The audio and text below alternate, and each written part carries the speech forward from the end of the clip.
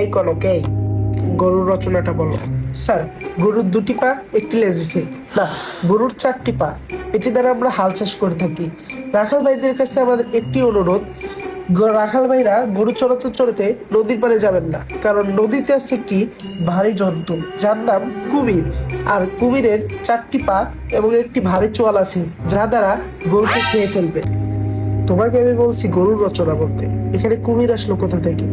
আচ্ছা বাদ দাও, তুমি বাড়ির রচনাটা বলো। বাড়ির রচনা: অনেকগুলো ঘর নিয়ে একটি বাড়ি হয়ে থাকে, আর বাড়িতে 10-12টি ঘর থাকে, আর বাড়িতে অনেকগুলো শৌচালয় থাকে, রান্নাঘর থাকে, অনেক মানুষ থাকে।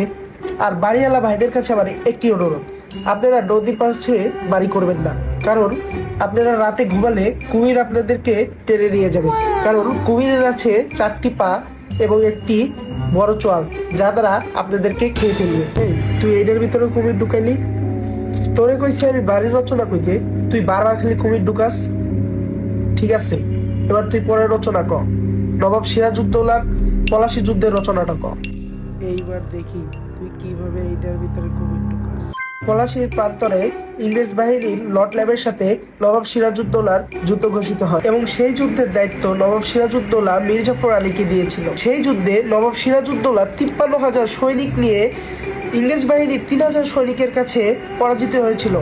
কারণ নবাব সিরাজউদ্দৌলার যুদ্ধে সেনাপতির দায়িত্ব মীর জাফর আলীকে দেওয়া মানেই খাল কেটে কুমির আনা। সুতরাং আমরা জানি কুমির একটি ভয়ঙ্কর জন্তু, যার 4টি পা আছে এবং একটি ভয়ঙ্কর চোয়াল আছে, যার দ্বারা মানুষকে খেয়ে ফেলবে।